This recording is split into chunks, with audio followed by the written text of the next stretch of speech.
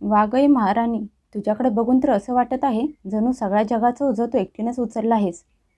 भागावं तेव्हा एकतर झोपलेली असतेस किंवा बसलेली असतेस. अगं, घरातली कामं कोण करणार? रेखाचा आवाज सगळ्या अंगणात घुमत होता. समोर हॉलमध्ये सोफ्यावर बसलेल्या तिच्या बहिणीच्या स्वातीच्या डोळ्यातून पाणी यायला लागलं. पण रेखा शांत व्हायचं नावच घेत नव्हती. रेखा तिच्याकडे डोळे मोठे करून म्हणाली, आणि काय गं बहिणी, पोट तर असं दाखवत आहेस जणू जगात तू आई होणारी पहिलीच आहेस. तू काय कुठलं मोठं काम करत नाहीस. किती पण बोला, पण वहिनी, तुला काहीच फरक पडत नाही. कधीपासून माझा मुलगा उपाशी आहे आणि तू अजून जेवण पण बनवलं नाहीस. जेव्हा तुझा स्वतःचा मुलगा भुकेने व्याकुळ होईल ना, तेव्हा तुला समजेल. सोफ्यावर बसलेल्या गरोदर स्वातीला आता नंदेचं असलं मनाला लागणारं बोलणं सहन झालं नाही. म्हणून ती रडत म्हणाली, ताई, बोलण्याच्या अगोदर काहीतरी विचार करत जा. एक बाई असून तुम्ही दुसऱ्या बाईचा त्रास समजू शकत नाही का? जेवण काय तुम्ही पण बनवू शकला असता ना? हे ऐकून रेखाचे डोळे रागाने लाल झाले. घटस्फोट घेतलेली रेखा तिच्या लहान मुलासोबत तिच्या माहेर येऊन राहिली होती. पण तिला तिची भाऊजाई स्वाती कायम डोळ्यात खुपत असायची. स्वाती गरोदर राहिल्यानंतरसुद्धा तिला घरातली सगळी कामं करायला लागत होती. कारण तिची नणंद तिला शांत बसून देत नव्हती. तिचे सासू सासरे पण मुलीच्या होला हो देत असायचे. पण सध्या तरी ते इथे नव्हते, गावी गेले होते. ते गेल्यानंतर तर रेखाचे अत्याचार स्वातीवर अजूनच वाढले होते. त्यामुळे आज नंदेचं बोलणं स्वातीला सहन झालं नाही आणि तिने उलट उत्तर दिलं. तिचं उलट बोलणं ऐकून रेखा रागात तळमळून उठली आणि म्हणाली, अरे वा, तू आता मला उलट उत्तर द्यायला लागलीस वाटतं. आई होणार आहेस म्हणून स्वतःला खूप मोठी समजायला लागली आहेस होय. थांब, आत्ता तुझी अक्कल जागेवर आणते. असं म्हणत सोफ्यावरून उठून निघालेल्या स्वातीच्या पाठीत रेखाने लाथ मारली. तशी स्वाती पोटावर पडली. ती वेदनेत तळमळत होती आणि समोर उभी राहून रेखा तिच्याकडे बघत होती. त्यावेळी स्वातीचा नवरा सुमित पण घरात नव्हता. असता तर त्याने काहीतरी केलं असतं. स्वाती खूप वेळ तशीच फरशीवर तळमळत राहिली आणि नंतर उठून तिच्या खोलीत गेली.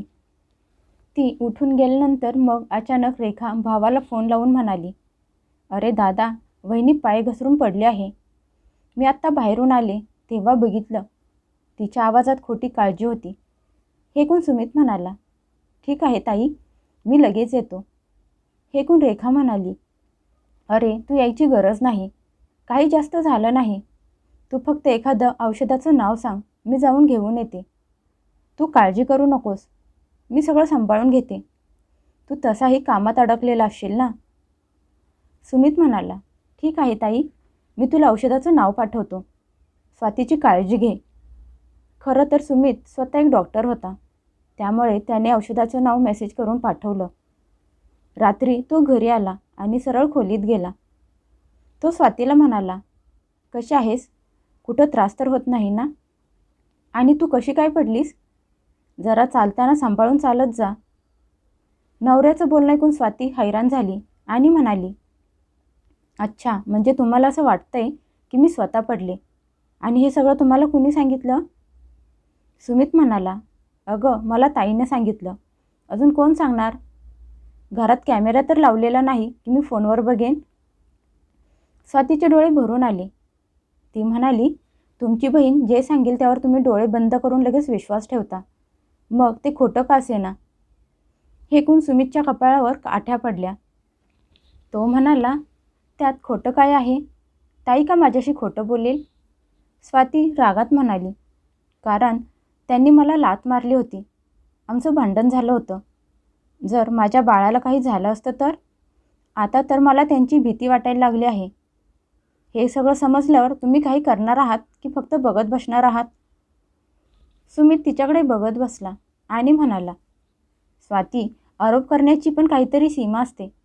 माझ्या बहिणीवर बोट उचलून तुला काय मिळणार आहे? स्वातीचा आवाज मोठा झाला. ती म्हणाली, जर तुम्हाला तुमच्या बहिणीवर एवढा विश्वास आहे ना, तर जाऊन तिला विचारत का नाही? सत्य समोर येईल.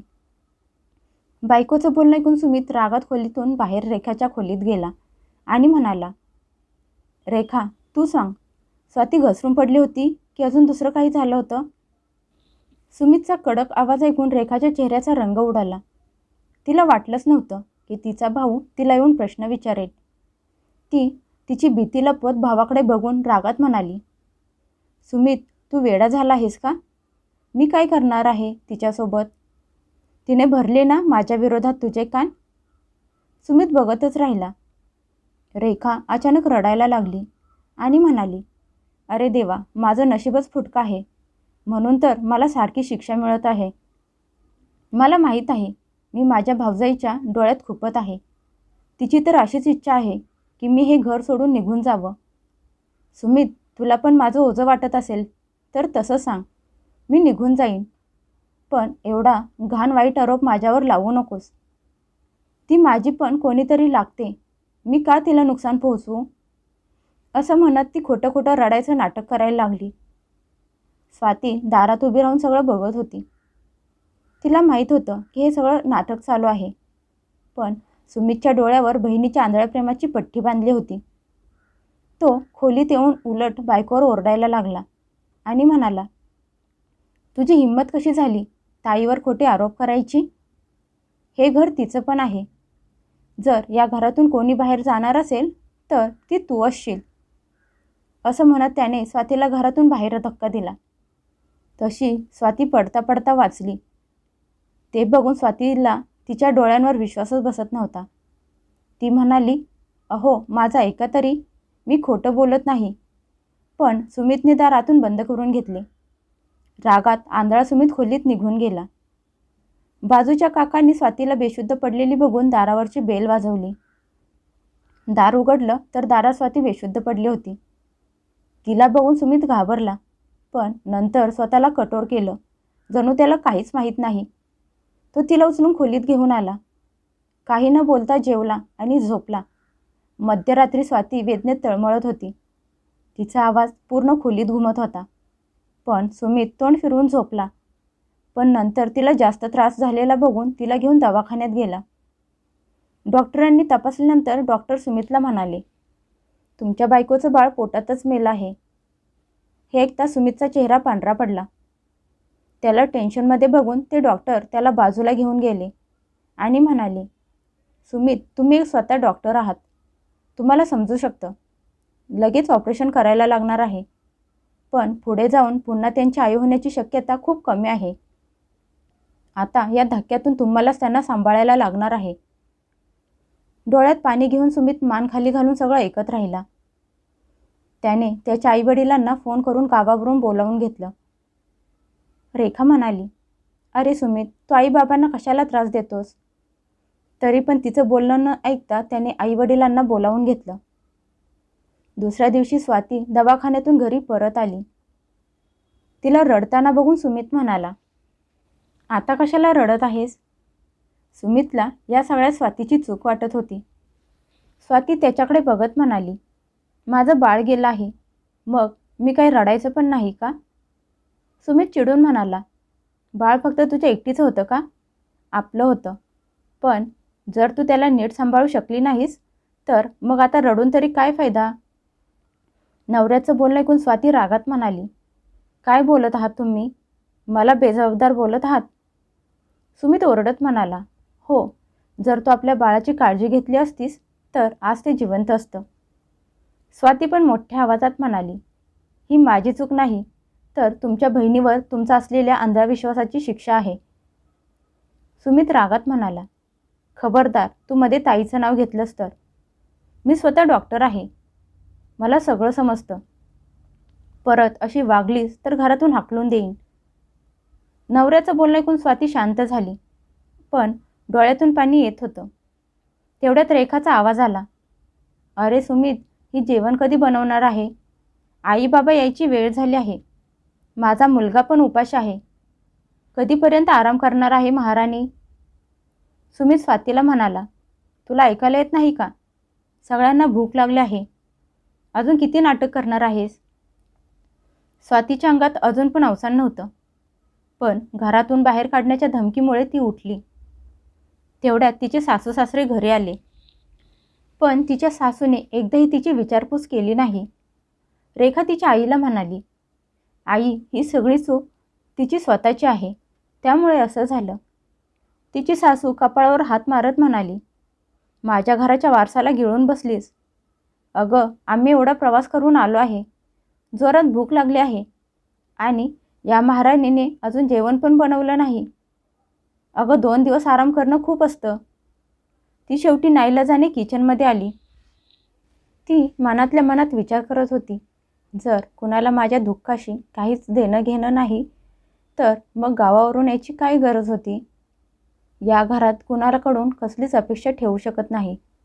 तिने जेवण बनवलं, सगळ्यांना वाढलं आणि काही न बोलता तिच्या खोलीत निघून गेली. काही दिवस तिने स्वतः तिची काळजी घेतली, कारण घरात काळजी घेणारं कोणी नव्हतं.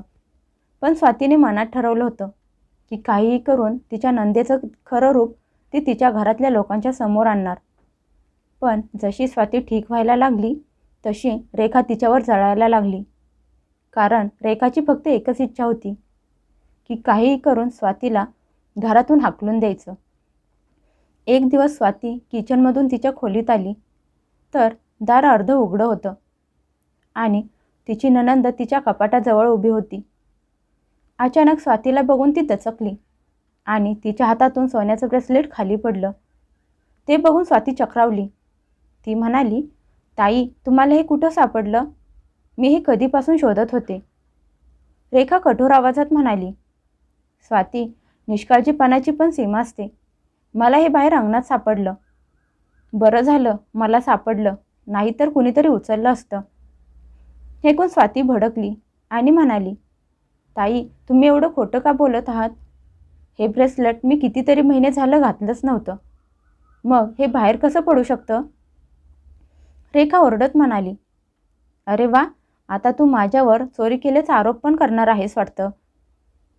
तेवढ्यात तिची सासू खोलीत आली आणि म्हणाली, काय तमाशा लावला आहे तुम्ही दोघींनी? आईला बघून रेखा लगेच म्हणाली, आई बघ ना, ही मला चोर ठरवत आहे. तिची सासू डोळे मोठे करून स्वातीकडे बघून म्हणाली, स्वाती, हे सगळं काय आहे? रेखा का म्हणून असं करेल? स्वाती हळू आवाजात म्हणाली, आई, मी बोलतच नाही की ताईंनी चोरी केली आहे. मी फक्त त्यांना एवढंच म्हणाले की तुम्ही माझ्या खोलीत का आहात आणि हे ब्रेसलेट तुमच्या हातात कुठून आलं? रेखा तोऱ्यात म्हणाली, बघितलंस का आई, मी घटस्फोटीत आहे म्हणून कुणीही माझ्यावर आरोप करत असतं. तिची सासू स्वातीवर ओरडायला लागली आणि ती गोष्ट तिथेच संपली. पण स्वातीचे सासरे शंकरराव खूप दिवसांपासून रेखाला स्वातीवर हुकूम गाजवताना आणि सुमितचं शांत बसणं बघत होते. एक रात्री ते त्यांच्या बायकोला म्हणाले, मला असं वाटत आहे की रेखाच्या दुसऱ्या लग्नाबद्दल आपल्याला गंभीर व्हायला हवं. हे ऐकून त्यांची बायको लगेच म्हणाली, अहो, पण रेखाला दुसरं लग्न करायचं नाही. शंकरराव म्हणाले, मग तू तिला समजून सांग. सगळं आयुष्य असं एकटी काढू शकत नाही. दुसऱ्या दिवशी ते सगळ्यांच्या समोर मुलीला म्हणाले, रेखा, मला तुझ्याशी बोलायचं आहे. तुझ्यासाठी चांगलं स्थळ आलं आहे आणि तो मुलगा तुझ्या मुलाला स्वीकारायला पण तयार आहे. रेखा कठोर होऊन म्हणाली, बाबा, माझ्या भविष्याची काळजी तुम्हाला करायची गरज नाही. मी दुसऱ्या लग्नासाठी एकदा नाही म्हटलं आहे ना, मग का तुम्ही त्याच गोष्टी परत करत असता? मी काही या घरावर ओझा आहे का? हे ऐकून तिची आई मुलीची बाजू घेत लगेच म्हणाली, अहो, बघितलं का, बिचारी किती दुःखी झाली. का सारख्या सारख्या तिच्या जखमा ताज्या करता? आईची साथ मिळालेली बघून रेखाचा आवाज अजूनच वाढला. ती म्हणाली, बाबा, मी बघत आहे. तुम्ही गावावरून आल्यापासून तुम्हाला तुमच्या सुनेची खूप काळजी आहे. ती काही या घराची मालकीण आहे का? शंकरराव रागाने लाल झाले आणि म्हणाले, खबरदार रेखा, तुझ्या हद्दीत राहा. आता मला समजलं की तू तुझ्या सासरी का टिकू शकली नाहीस. स्वतःच्या मुलाला त्याच्या बापाला भेटू पण देत नाहीस आणि आता दुसरं लग्न करायला पण नकार देत आहेस. नक्की तुझ्या डोक्यात चालू तरी काय आहे? वडिलांचं बोलणं ऐकून रेखाच्या चेहऱ्याचा रंग उडाला. पण सुमित मध्ये येत म्हणाला, बाबा, तुम्ही ताईला समजून घेण्याचा का प्रयत्न करत नाही? तिने सासरी खूप सहन केलं आहे. तुम्ही अचानक भाऊजींवर विश्वास कसा काय ठेवू शकता? मुलाचं बोलणं ऐकून त्याचे वडील कठोर आवाजात म्हणाले, तू गप्प बस सुमित. आला मोठा बहिणीची बाजू घेणारा. तुला तुझ्या बायकोच्या डोळ्यातलं दुःख दिसत नाही का? तू पण तुझ्या बहिणीवर डोळे झाकून विश्वास करून दगडाला हिरा समजायला लागला आहेस. सासऱ्यांचे तिच्या बाजूचे बोलणे ऐकून स्वातीला असं वाटायला लागलं की चला, या घरात कोणाला तरी माझी काळजी आहे. पण सुमित भडकला आणि म्हणाला, बाबा तुम्हाला माहिती नाही, स्वातीच्या डोक्यात फक्त ताईचं दुसरं लग्न करून द्यायचं किंवा तिला या घरातून बाहेर काढायचं हेच आहे. विचार करा, ताईला किती वाईट वाटत असेल. हे ऐकून स्वातीला राहवलं नाही. ती म्हणाली, सुमित मी असं कधीच बोलले नाही. हे सगळं ताई त्यांच्या मनाचं तुम्हाला सांगत असतात. सुमित एक क्षण शांत बसला, कारण हे सगळं रेखाच त्याला सांगत असायची की तुझी बायको मला असं बोलत असते. मग तर रेखा मोठ्या आवाजात म्हणाली, तुला स्पष्टीकरण द्यायची गरज नाही. सगळ्यांना माहीत आहे तुझ्या मनात काय आहे. रेखा म्हणाली, बाबा तुम्हाला माझं लग्न करायची एवढीच घाई झाली असेल तर मला माझा हिस्सा द्या. मी माझा हिस्सा घेऊन जाते. हॉलमध्ये जणू बॉम्ब फुटला. रेखाची आई मुलीचं बोलणं ऐकून तिच्याकडे बघतच राहिली. शंकररावांनी मारण्यासाठी हात उचलला तशी रेखा जोरात ओरडत म्हणाली, बाबा का थांबलात? मारा ना मला. तुमच्या सुनेची तीच तर इच्छा आहे की तुम्ही मला धक्के मारून घरातून बाहेर काढावं. बघितलं ना सुमित, सगळे मिळून मला बाहेर काढायला बसले आहेत. रागात शेवटी रेखाच्या बाबांनी तिच्या कानाखाली वाजवली. तिच्या आई नवऱ्याचा राग बघून पाय आपटत खोलीत निघून गेली. स्वाती किचनमध्ये गेली आणि डोळे पुसून जेवण बनवायला लागली. जेवण करताना रेखा जेवायला बाहेर आली नाही. शंकरराव सक्तीने म्हणाले, ज्याला उपाशी राहायचं आहे त्यानं राहावं, बाकीच्या सगळ्यांनी जेवण करून घ्यावं. स्वाती हळू आवाजात नवऱ्याला म्हणाली, अहो ताई त्यांचा हिस्सा मागत आहेत तर देऊन टाका ना. रोज रोजची भांडणं तरी संपतील. सुमित रागात म्हणाला, स्वाती तू शांत बस. घरातलं वातावरण अगोदरच तापलं आहे, त्यात तू तेल ओतायचं बंद कर. स्वातीला माहीत होतं रेखाच्या मनात असुरक्षिततेची भावना आहे, त्यामुळे तिने कधीच तिची तक्रार केली नव्हती.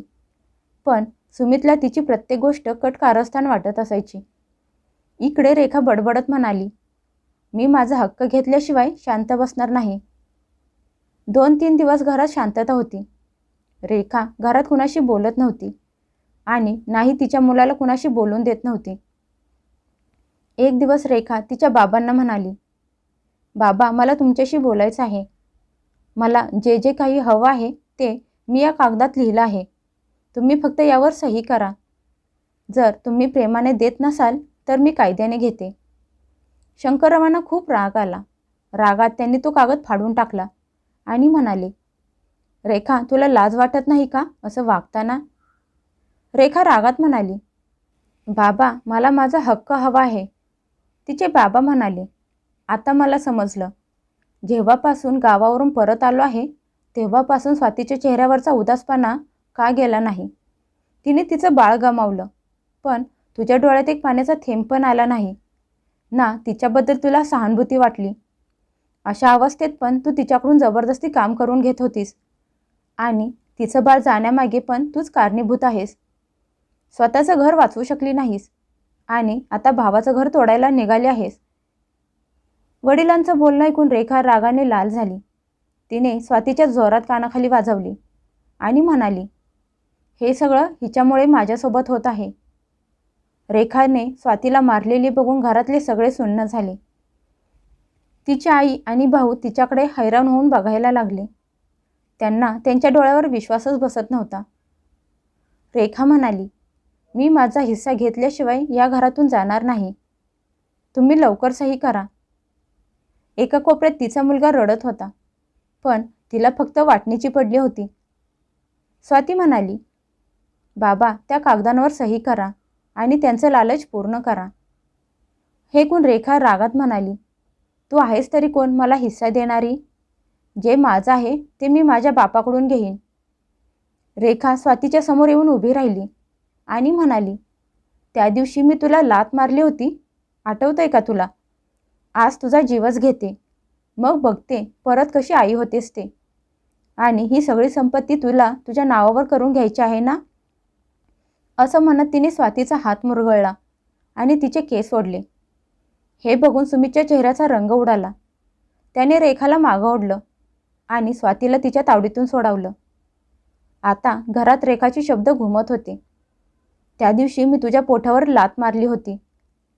आज रागात रेखाने स्वतःच्या तोंडून स्वतःचा गुन्हा कबूल केला होता. हे ऐकून रेखाच्या आईने तिच्या जोरात कानाखाली वाजवली आणि म्हणाली, हे सगळं तू केलं होतंस आणि सगळा आरोप बिचारी स्वातीवर टाकला होतास. सुमित त्याच्या धोकेबाज बहिणीकडे रागात बघत होता. आज त्याला त्याच्या वागण्याचा, बोलण्याचा आणि बहिणीवर ठेवलेल्या आंधळ्या विश्वासाचा पश्चाताप होत होता. रेखाच्या आईने दाट ओठ खात परत तिच्या कानाखाली वाजवली आणि म्हणाली, तुझ्यामुळे मी माझ्या सुनेचा चांगुलपणा कधीच बघू शकले नाही. पण मी एवढी नीच नाही की एखाद्याचा जीव घेईन. शंकरराव त्यांच्या मुलाला म्हणाले, बघत काय बसला आहेस? तुझ्या बहिणीने स्वतःच्या तोंडून सगळं कबूल केलं आहे. तरी पण तू तुझ्या नालायक बहिणीला काही बोलणार नाहीस का? सुमितला स्वाती बोललेला एक एक शब्द आठवायला लागला. तिचं स्वतः निर्दोष असल्याचं सांगणं, तिचं दुःख, त्रास, तिचं रडणं. आज त्याला तो स्वतः बायकोचा अपराधी असल्यासारखं वाटत होतं. तो काही न बोलता खोलीत गेला आणि रेखाच्या नवऱ्याला फोन केला आणि म्हणाला, भाऊजी, तुम्हाला तुमचा मुलगा हवा आहे ना? या आणि त्याला घेऊन जा. तो ताईच्या जवळ सुरक्षित नाही. रेखा म्हणाली, तू पण तुझ्या बायकोच्या जाळ्यात फसला वाटतं. हे ऐकून सुमित रागात म्हणाला, ताई, तू माझ्या बाळाचा जीव घेतलास. आता मी तुझ्या मुलाला तुझ्यासारख्या गुन्हेगार बाईजवळ राहू देणार नाही. तुझ्यापेक्षा त्याच्यावर त्याचे बाबा चांगले संस्कार करतील. तू तुझं घर स्वतः उजाडलंस आणि आता माझं घर उजाडायला निघाले आहेस. तुला लाज कशी वाटली नाही हे सगळं करताना? तू मला माझ्या बायकोच्या समोर मान खाली घालायला लावलीस. मीच तुझ्या प्रेमात आंधळा होतो. रेखा म्हणाली, तुझ्या बायकोला बाळ यासाठी हवं होतं म्हणजे ती सगळी संपत्ती तिच्या मुलाच्या नावावर करून घेईल आणि माझा मुलगा मोकळ्या हाताने राहील. आता मी पण बघते ही परत कशी बाळाला जन्माला घालते. रेखाचं हे रूप बघून सगळे लोक चकित झाले होते. सुमित म्हणाला, अगं मूर्ख बाई, ती तर स्वतः तुला सगळं द्यायला तयार झाली होती. पण चूक तर माझी होती की तिच्या चांगुलपणाला मी तिची चाल समजत होतो.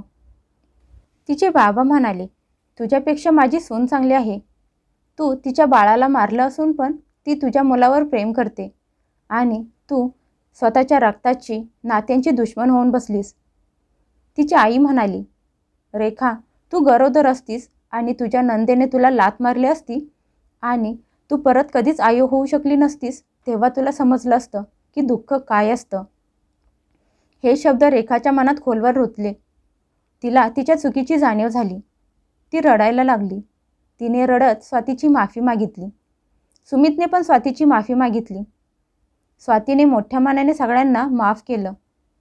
स्वाती रेखाजवळ आली आणि म्हणाली, ताई, राग आणि लालच माणसाकडून काहीही करून घेऊ शकतं. त्यांना काय चूक, काय बरोबर कळायचं बंद होतं. जे झालं ते खूप वाईट झालं. तुम्हाला तुमच्या चुकीची जाणीव झाली आहे. माझ्या जागेवर दुसरं कोणी असतं तर आतापर्यंत तुम्ही पोलिसांच्या ताब्यात असता. त्यापेक्षा तुम्ही तुमचं दुसरं आयुष्य सुरू करा.